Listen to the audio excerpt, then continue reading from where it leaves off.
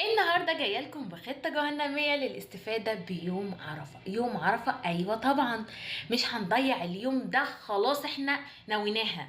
اليوم ده بتاع ربنا وبس. اول حاجه هتعقد النيه لله ان انت اليوم ده مش هتعمل فيه اي حاجه غير ان انت هتكون مع ربنا. مش هتتكلم على حد، مش هتأذي حد، مش هتقعد على الموبايل 24 ساعه. تاني حاجة هتجيب ورقة وقلم. ورقة وقلم يا زينب، ورقة وقلم. هتعمل ايه بالورقة والقلم دي؟ هتكتب كل اللي نفسك فيه، اللي انت شايفه مستحيل اكتبه. عند ربنا ان شاء الله كل حاجة هتتحقق. اعقد النية لله وثق ان ربنا قادر على فعل كل شيء. تالت حاجة، قبل صلاة الفجر كده تخش الأوضة بتاعتك، مش جنب الناس. مش هنقعد جنب الناس ونصلي، لا، ده انا عايز اقعد مع ربنا.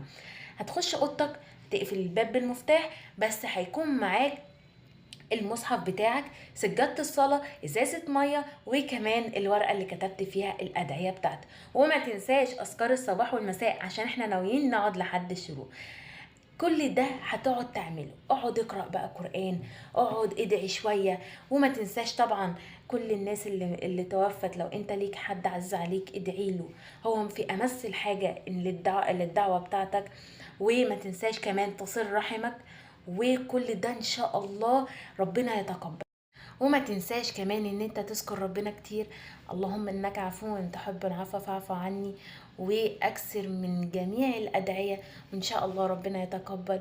و يا رب يجعل اليوم ده مغفرة لينا، سنة فاتت وسنة جاية، وان شاء الله يبقى احسن يوم، وربنا يستجيب فيها كل الدعوات اللي نفسنا فيها. وما تنسونوش في دعواتكم. باي باي.